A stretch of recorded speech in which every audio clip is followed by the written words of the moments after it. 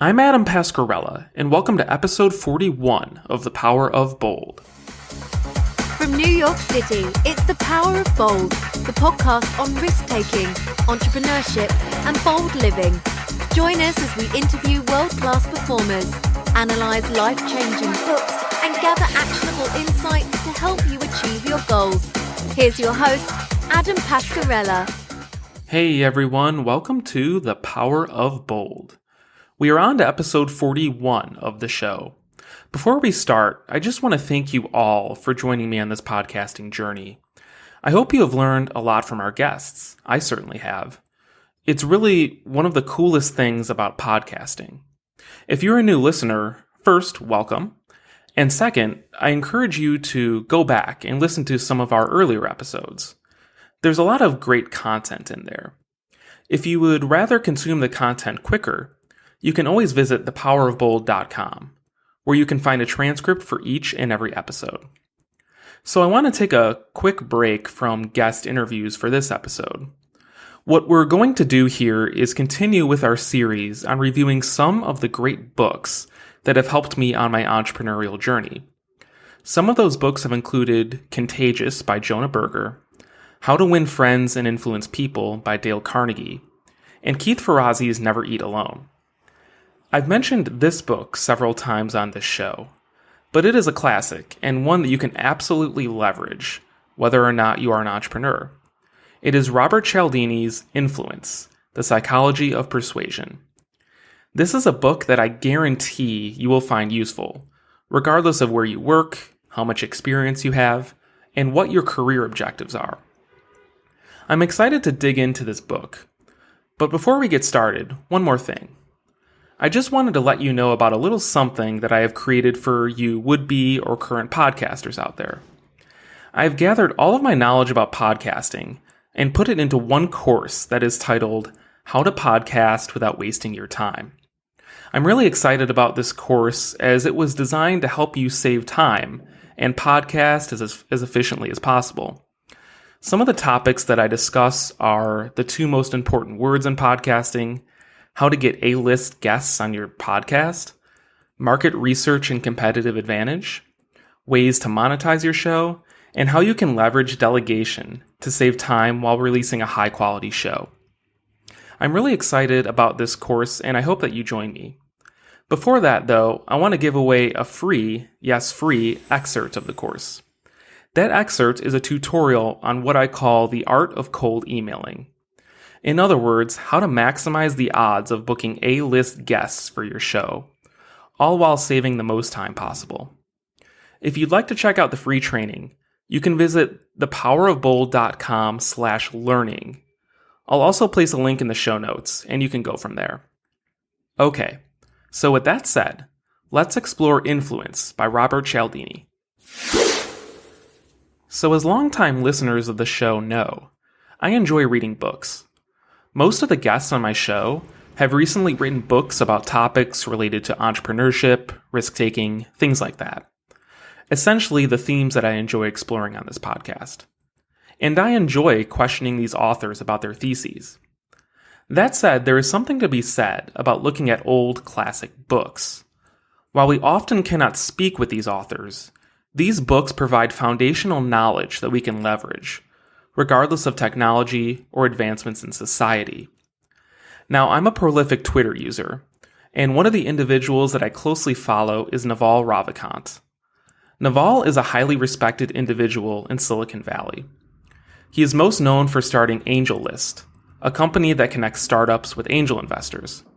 But beyond that, Naval is renowned for his intelligence and wisdom. One of his tweets that really stuck out to me was one from late last year. He said that there are certain asymmetric opportunities that we should pursue. Yes, there are things like starting a startup, starting a podcast, and moving to a big city. Yet one of those on the list is read a Lindy book. A Lindy book is an offshoot of the Lindy effect, which is basically the idea that what has been around will continue to be around.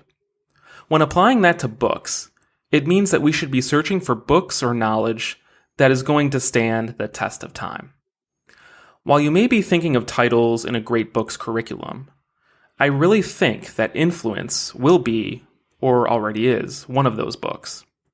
It is that powerful and that foundational because it discusses human nature, which, in all likelihood, is going to remain the same for the foreseeable future.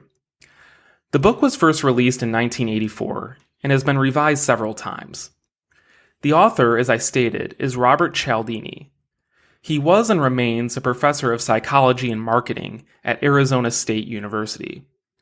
Cialdini has written other books, including a newer book called Persuasion, but Influence remains his most prominent book.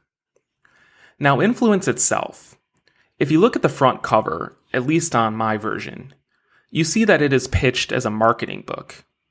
There's a testimonial from the Journal of Marketing Research, which states that for marketers, this book is among the most important books written in the last 10 years.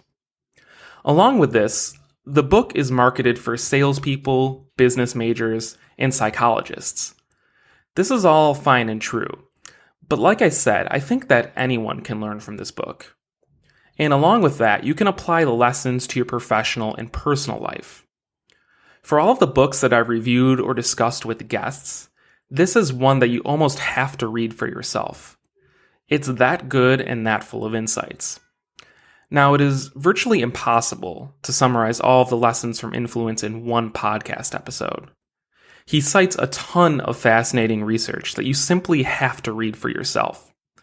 So instead of giving an extremely comprehensive review on all of Cialdini's tactics on influence, I'm only going to speak about some of my favorite insights from the book. So before getting into some of the key influence and persuasion tactics from the book, I think it's useful to lay the foundation for why all of these tactics work.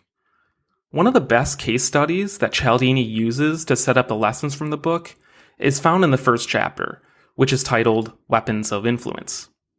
Cialdini explains that mother turkeys are loving, watchful, and protective.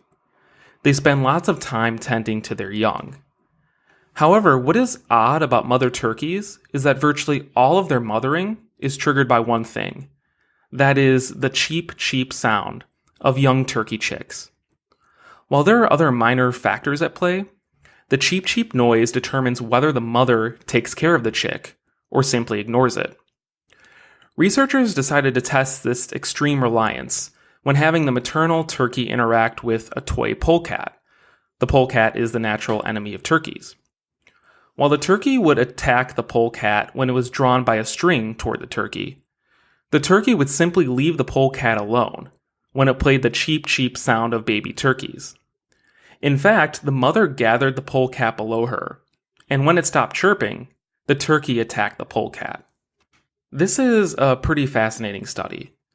So while we may think, okay, that is simple behavior in animals that don't have the intelligence or brain power that we do, Cialdini cites additional research that humans also have these fixed action patterns. Ultimately, he calls it the click-whir effect. In other words, we often behave mechanically like these turkeys.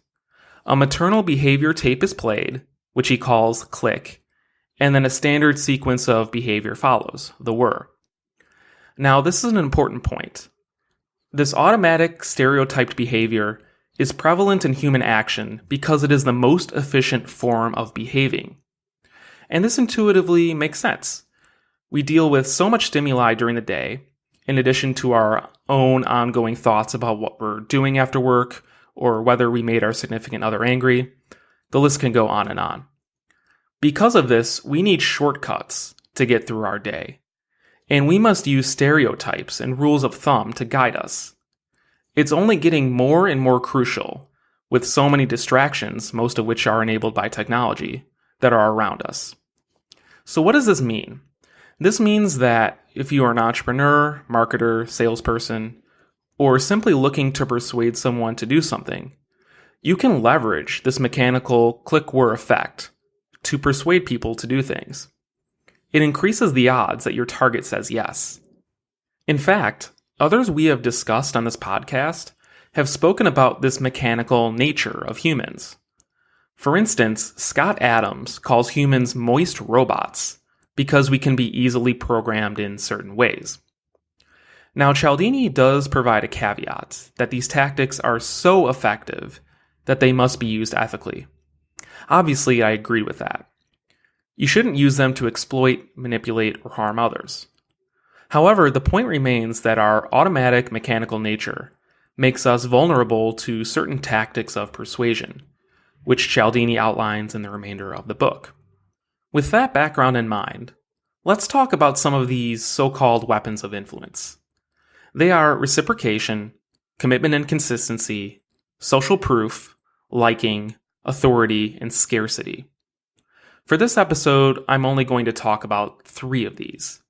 They are reciprocation, commitment and consistency, and authority. And please, if you have any interest in any of these topics I discuss, or any of the ones that I don't, pick up the book. It seriously can help you earn thousands of dollars or more. It can change your life. So like I said, I'd like to start with reciprocity, as I find it one of the most powerful tools that Cialdini discusses in the book. Obviously, reciprocity is a simple concept. You scratch my back and I'll scratch yours. Yet there are many nuances to this idea, which you can leverage in your day-to-day life. First, Cialdini points out that reciprocity is universal. There is not one human society that doesn't prescribe to this rule. Along with its universal nature is the simple power of this rule. Whether you look at politics, retail, or something else, reciprocity can get one person to act according to another person's wishes. Essentially, you can trigger an uninvited debt in another person. I'm sure you have come across this before. For instance, one example in the book involves the Disabled Americans Veterans Organization. The organization reported that a simple mail appeal for donations resulted in an 18% response rate.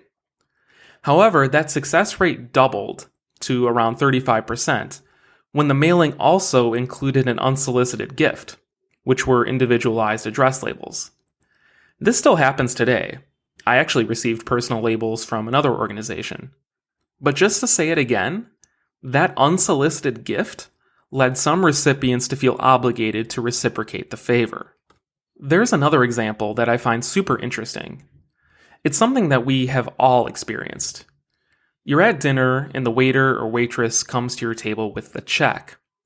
Sometimes the waiter or waitress will leave you the check along with a little gift, like a mint, fortune cookie, something like that.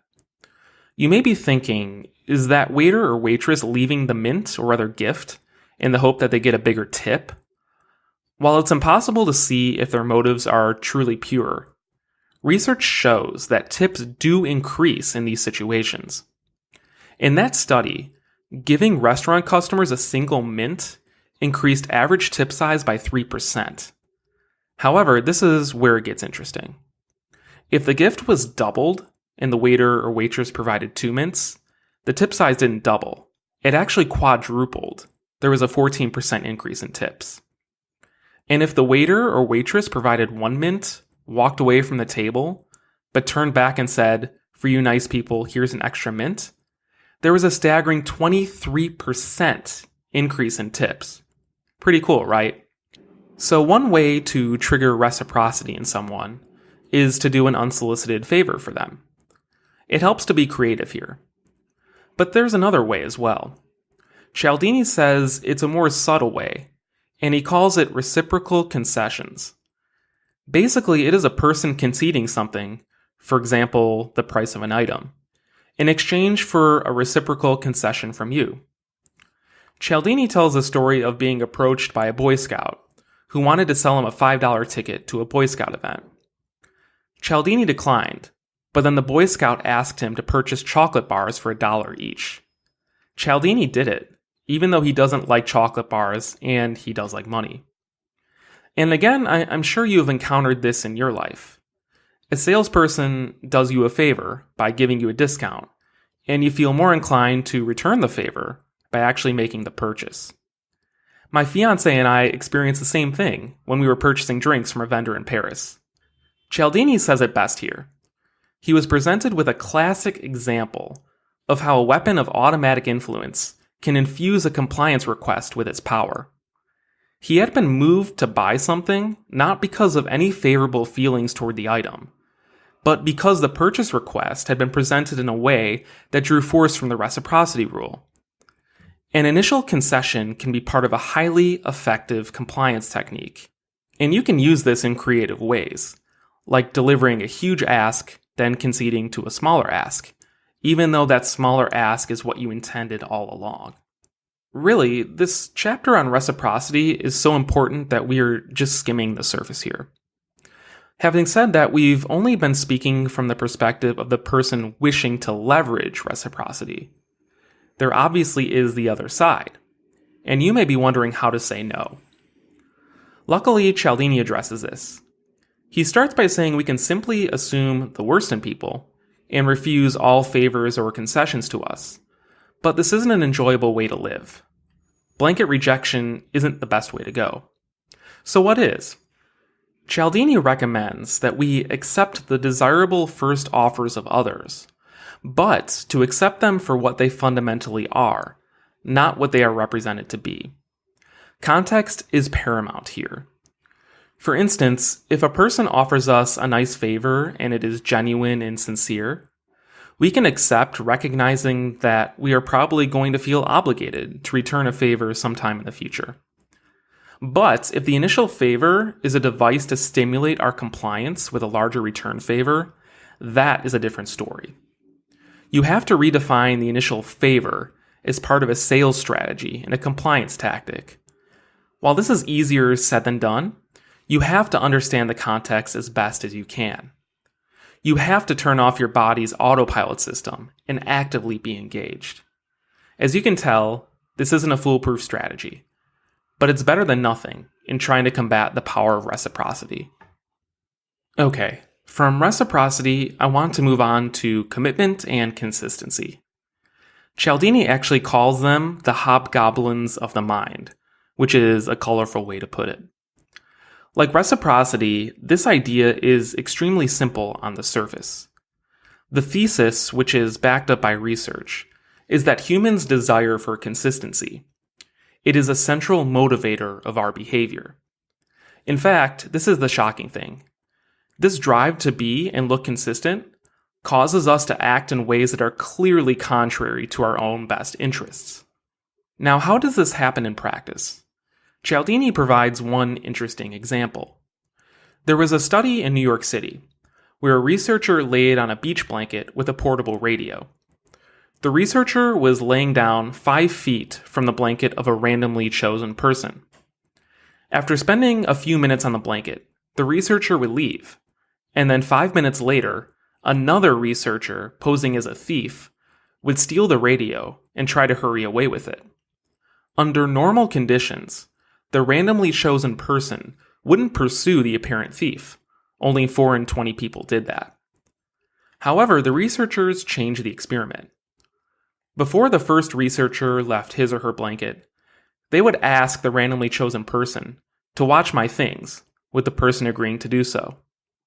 When the apparent thief then came along to steal the radio, a whopping 19 of 20 people chased the thief.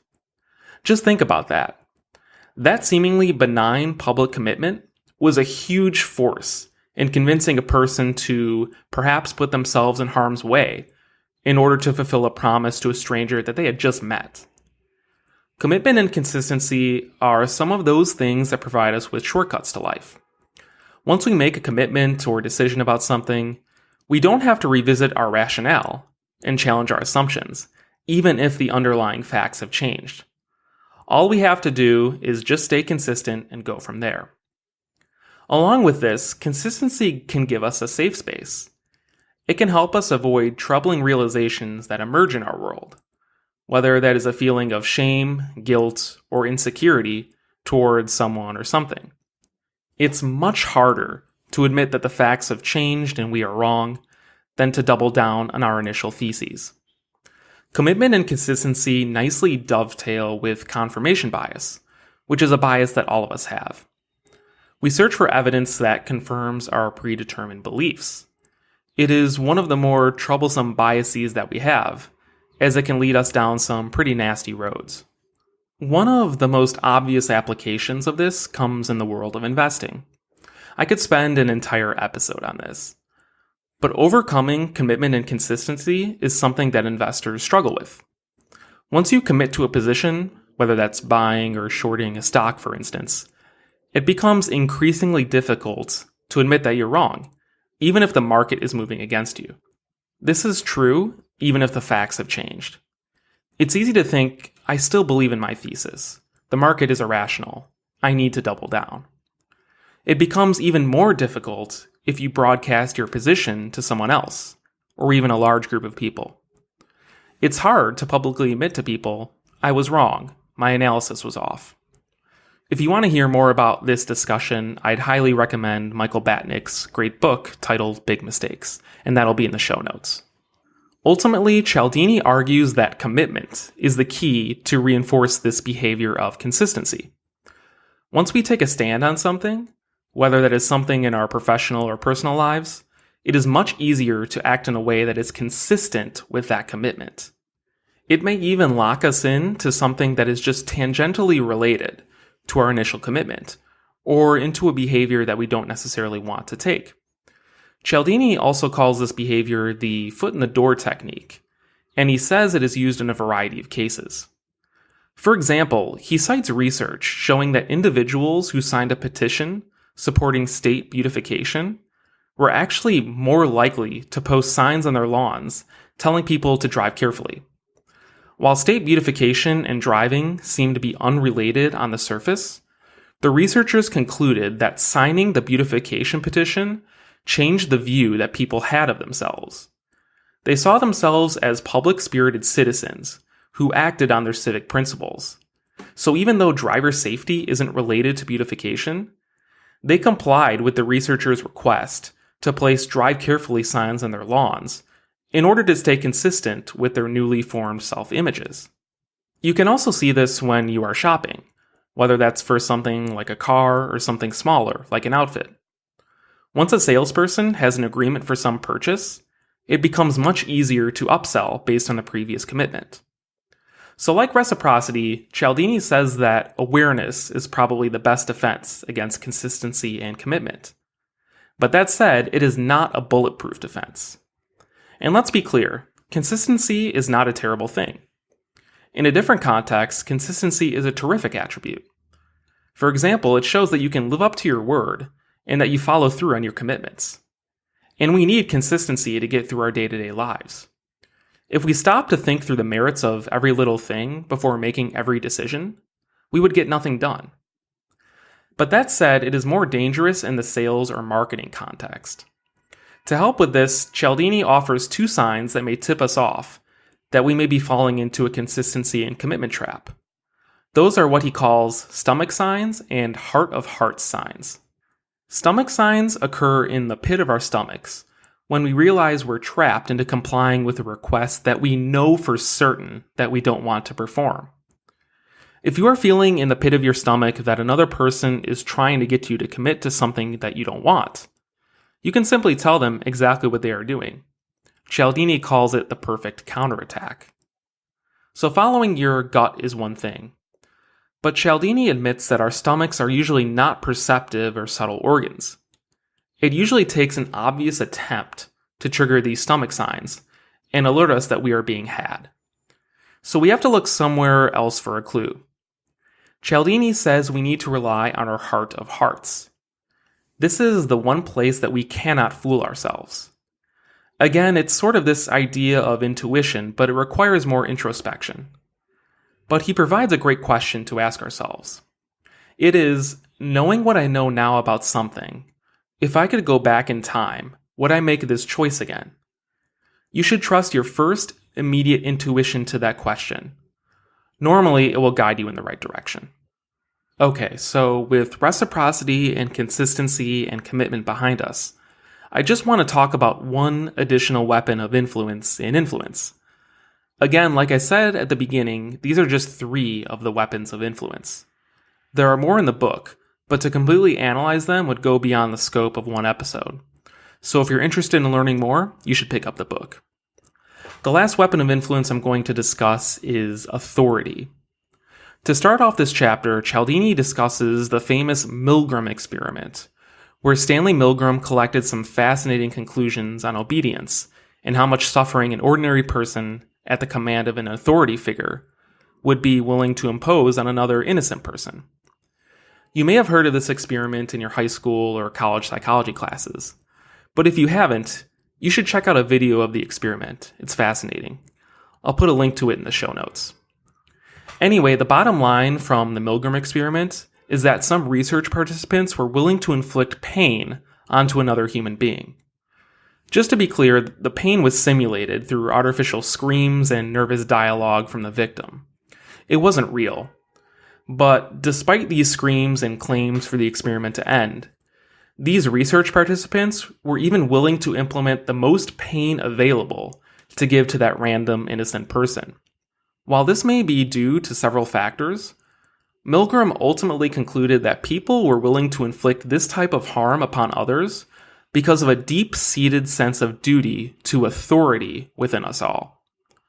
The research subject's inability to defy the wishes of the boss of the study, who kept encouraging the subjects to increase the intensity level of the shocks delivered to the victims, was the main reason why the subjects continued to harm the victims. Milgram said it is the extreme willingness of adults to go to almost any lengths on the command of an authority that constitutes the chief finding of the study. Cialdini's ultimate thesis in this chapter is that we are more likely to follow the lead of people who show that they are knowledgeable and credible towards something. Our society is full of a multi-layered and widely accepted system of authority. This is a great thing, as it allows for the development of sophisticated structures for things like defense, trade, and resource production. From birth, most, if not all of us, are told that we should obey proper authorities. Because of all of this, Cialdini argues that our obedience to authority figures takes place in a click-whir fashion, with basically no conscious deliberation. Basically, information from a recognized authority figure provides us with a valuable shortcut for deciding how to act in any given situation. And again, this may make intuitive sense. One area that immediately came to mind for me involves academic credentials. Besides what we learn in college and beyond, degrees are often used as a signaling device. A degree from a top institution like Harvard signals that the person is intelligent and that we should definitely consider their opinion. But that said, advice or input from an authority figure, while often correct, obviously doesn't mean that they are always correct. Yet we still tend to follow authority figures since it's simply easier and less taxing than carefully analyzing alternatives. Cialdini says that there are several kinds of symbols that reliably trigger our compliance in the absence of the genuine substance of authority. Those things are titles, clothes, and trappings.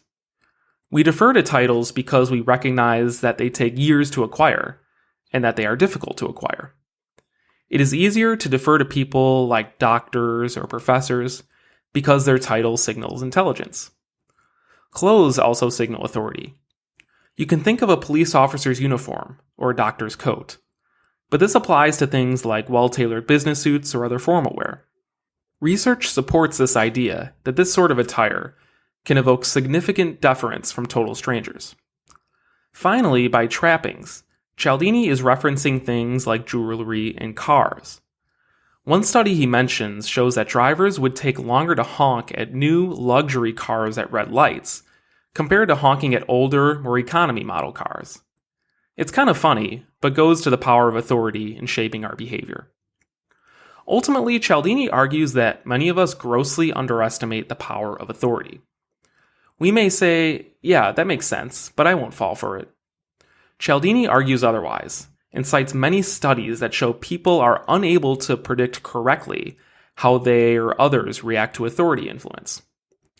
So again, what can we do to protect ourselves from the power of authority? Well, for one thing, Cialdini says we should remove the element of surprise. Again, having a heightened awareness of this weapon of influence is a form of defense. Also, being aware that authority can be easily faked or falsified can help us avoid some common traps. But yet again, Cialdini argues that, like reciprocity and consistency, we don't want to resist authority altogether. Authority figures generally know what they're talking about. So we have to be more nuanced about judging when authority figures should be trusted and when we should be more skeptical. Cialdini says we should ask ourselves two questions. First, when confronted with an authority figure's influence attempt, ask, is this authority truly an expert? Asking this will help you focus on the person's credentials and the relevance of those credentials to the topic at hand. When looking for evidence of the authority status, we can eliminate a lot of the BS. So let's say that this authority truly is an expert. Before submitting to that person, Cialdini recommends we ask one more question. That is, how truthful can we expect the expert to be here? We need to consider the authority figure's trustworthiness, as authorities, even if they are the most informed, may not honestly present their information to us. We need to be especially wary when they argue to a degree against their own interests, as this is a powerful technique to prove their honesty. But ultimately, by being deliberate and rationally analyzing how truthful the expert is here, we can resist the temptations to blindly follow an authority figure. Again, these strategies do not work every time, but they will put you in a much better position to resist the compelling influence of an authority figure. So that was just a brief summary of 3 of the weapons of influence in influence. We haven't even gotten to social proof, liking, and scarcity, so pick up the book if you want to learn more about those. But all of this naturally leads to the question, how can I apply these lessons in my life? We spoke about how to resist these weapons of influence, but how can we implement them to fulfill our own professional needs? Really, you are only limited by legal constraints, ethical constraints, and your imagination. But there are many ways that you can take this. Say, for instance, you are trying to win a client for your business. You can trigger reciprocity by doing an unsolicited yet genuine favor for the client. To trigger commitment and consistency, you can give away a free sample of your product. When your potential client chooses to use it, the odds increase that they feel more committed to your product and are more inclined to buy it. For authority, hang some of your degrees in your office, or put on your website any awards or public recognition that you've received. These are just extremely simple examples. This requires some brainstorming. However, by putting in the work now, you will increase the chances that your sales or marketing strategy leads to higher conversions or larger sales. And it's quite obvious, but worth saying again. Make sure that you aren't using these tactics to manipulate people. Don't use these tactics to accomplish a nefarious objective. That said, these tactics can be a wonderful tool to help you provide real value to customers or clients. So that's my brief take on Robert Cialdini's influence. Like I said, we only scraped the surface here and didn't discuss some of the other weapons of influence. However, what I discussed here are some of the more significant weapons of influence in my mind, and ones that I often see in my day-to-day life. If this discussion has sparked any interest in your mind about this book, I would just say go ahead and buy it. It should become a mainstay on your bookshelf, and you can leverage the lessons in it, regardless of where you are in your career. So that's it for this episode of The Power of Bold. Again, thanks for joining me in exploring Robert Cialdini's classic book, Influence.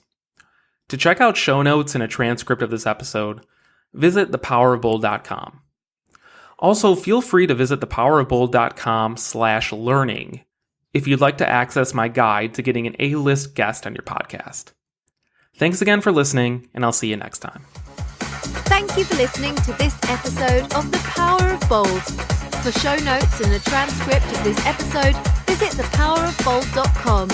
Feel free to get in touch by visiting our Facebook and Twitter pages. And don't forget to subscribe to the podcast on iTunes or Google Play. We'll see you next time.